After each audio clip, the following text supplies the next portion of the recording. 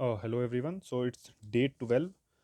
So today I have March 15, the Indian Express newspaper. So I'm little bit late due to certain vacation, 1 week vacation. So I have again Indian Express explained page. So the entire page is dedicated to one important we say topic, that is the simultaneous election. The recently formed the Kovind, our former president Shri Ramnath Kovind panel, which had submitted its report on simultaneous election and what are the changes that can be done in the constitution and ratification by the states that is needed to get that simultaneous election back, which used to happen at the time of independence, which got diverted after 1962. So we are going to see that article. So entire page is dedicated to this topic only. So there's another article which says that some of the state assemblies, the time period of some of the state assemblies could be reduced. So we will see that also. So first article is regarding the changes suggested in the constitution and how they will ensure simultaneous election.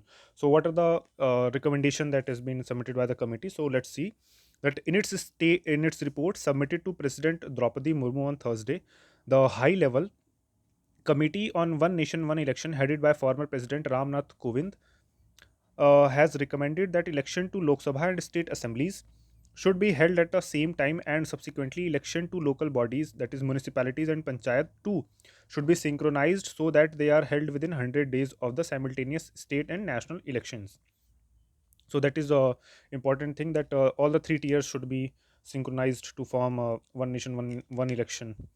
So, to give effect to its recommendation, the committee has suggested 15 amendments to the Constitution of India in the form of both new provisions and changes to existing provisions to be carried out through two constitution amendment bills. So, the first bill will deal with the transition to a simultaneous election system and the procedure for fresh elections to the Lok Sabha or a state assembly before the expiration of their stipulated 5-year term. According to the Kovind committee, this bill can be passed by the parliament without the requirement for consultation with state governments or ratification by state assemblies. So the second bill will deal with municipal and panchayat election, as well as the creation of a single electoral roll by the Election Commission of India with details of every voter and seat for which they are eligible to vote. The Kovind committee has acknowledged that this bill deals with subjects on which states have the primary power to enact laws, and it would therefore require the approval of ratification of more than half of India's state before it can be enacted. So move to simultaneous pause. What is parliament's power on laws? The first bill recommended by the Kovind committee would begin by inserting a new article, Article 82A, into the constitution. So Article 82A will establish the process by which the country will move to a system of simultaneous election for the Lok Sabha and state assemblies. According to the committee report, Article 82A clause 1 will state that on the date of the first sitting of the House of People after a general election, the president will issue a notification bringing Article 82A into effect. The date of this notification shall be called the appointed date. Okay. So Article 82A clause 2 will state that all the legislative assemblies constituted in any general election held after the appointed date shall come to an end on the expiration of full term of the House of the People. Okay. The proposed Article 82A clause 3 requires the ECI, that is Election Commission of India, to hold general elections to the House of the People and the Legislative Assembly simultaneously. If the Election Commission of India believes that the election to any legislative assembly cannot be conducted simultaneously, it may make a recommendation to the President to declare by an order that the election to that legislative assembly may be conducted on a later date. So that is written in the Article 82A clause 4. However, even in the cases uh, where the state assembly's election is deferred, the full term of the legislative assembly shall end on the same date as the end of the full term of the House of the People constituted in the general election, which is mentioned in the Article 82A clause 5. So the proposed bill also recommended recommends amending Article 327, which gives Parliament the power to make laws relating to the election to Lok Sabha, Rajya Sabha, and state legislatures, including the preparation of the electoral rolls and delimitation of the constituency. So that is mentioned in Article 327, which gives power to Parliament to make laws related to the election of Lok Sabha, Rajya Sabha, state legislatures, and also includes the preparation of that electoral rolls and delimitation of constituencies. The Kovind Committee has recommended that the power of the Parliament under Article 327 should be expanded to include conduct of simultaneous elections as well.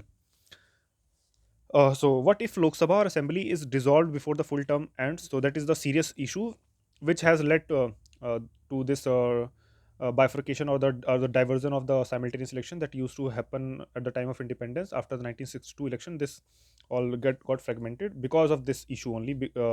Due to the assembly, some assembly get dissolved before the full completion of the full term. So, what is the issue? So let us see. Lok Sabha and state assemblies are constituted for a period of 5 years after each election.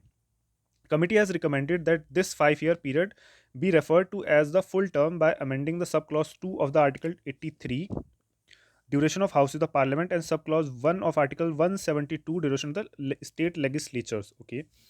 So, if the Lok Sabha or state assemblies is dissolved before the expiry of the full term, the remaining period will be referred to as the unexpired term as per the suggested amendments to the Articles 83 Clause 3 and 172 Clause 3. The recommended Articles 83 Clause 4 and 172 Clause 4 state that the Lok Sabha or state assemblies that replaces the previous one will serve only for the remaining of unexpired term. So that was a provision in which in the panchayat election. So the committee has recommended this type of thing in the legislative or parliament elections also. So that is one of the important thing to note down. So before being dissolved again, one simultaneous elections are conducted as scheduled. These amendments are also a part of the first constitutional amendment bill proposed by the Kovind Committee, which says it will not require ratification by states. Okay. The report has also recommended the amendment of certain laws relating to the legislative assemblies in union territories, such as the Government of the National Capital Territory of Delhi Act 1991, the Government of Union Territories Act 1963, and the Jammu and Kashmir Reorganization Act 2019. These laws would have to be amended to ensure that assembly election in UTs also take place simultaneously with Lok Sabha and state assembly elections. So, what about local body polls, preparation of a single electoral rolls? The second constitutional amendment bill recommended by the Kovind committee contains the amendment that would require ratification by the states. Under Article 368, Clause 2, any constitutional amendment that deals with the subjects in the state list where states have the power to enact laws would have to be ratified by at least half of the state legislature in the country before it can be passed. As the amendment suggested in the second bill relate to the municipal and panchayat election, which fall under entry 5 of the state list titled local government, they would require ratification by the states. The committee has suggested the inclusion of a new article, Article 324, Clause A, in the Constitution. This new article would empower the parliament to make laws to ensure that municipality and the panchayat elections are held simultaneously with the general election to the Lok Sabha and state assemblies. The Kovind committee has also recommended that the new subclauses should be added to Article 325 of the Constitution. This article says there shall be one general electoral roll for every territorial constituency for election to either house of the parliament or to the house or either house of the legislature of the state. The new article 325 clause 2 proposed by the committee will create a single electoral roll for every territorial constituency for election in the house of the people legislature of a state or to a municipality or a panchayat. Okay, this electoral roll shall be made by the Election Commission in consultation with the state election commissions, and the electoral roll prepared under this sub article shall constitute any electoral roll prepared earlier by either the Election Commission under Article 325 or the state election commissions under Article 243K and Article 243ZA proposed Article 325 Clause 3. Okay, so if this recommendation is accepted, the process of creating electoral rolls will be taken over by the Election Commission of India, and State Election Commission will play only a consultative role. So that is one important article. So and this article, which is the follow-up article of this previous article, which says that how terms of many state assemblies could be reduced. So if the union government decides to implement simultaneous election to the Lok Sabha and state assemblies in 2029, the process will start almost as soon as the 2024 Lok Sabha polls end, and many state assemblies will be dissolved much before the end of their current 5-year terms. That is, if the government that comes to power after the election pushes forward with one nation, one election, and the constitutional provisions on the duration of the Lok Sabha and assemblies are amended during the next term of the next Lok Sabha. So, while the report of the high level committee led by the former President Ramnath Kovind leaves it to the center to decide whether it can be ready for simultaneous polls, that is the roadmap it has suggested for the inevitable one time transition. As the chart shows, so this chart is about certain uh, certain assembly election which are to be due. So there are certain states in which 2024 in which election will take place in 2024 and 2025, 2026, 2027, 2028. So there are certain uh, election where there are certain states in which elections are due. So those assemblies can be reduced after once the center decided to implement the one nation one election after the 2029 polls. So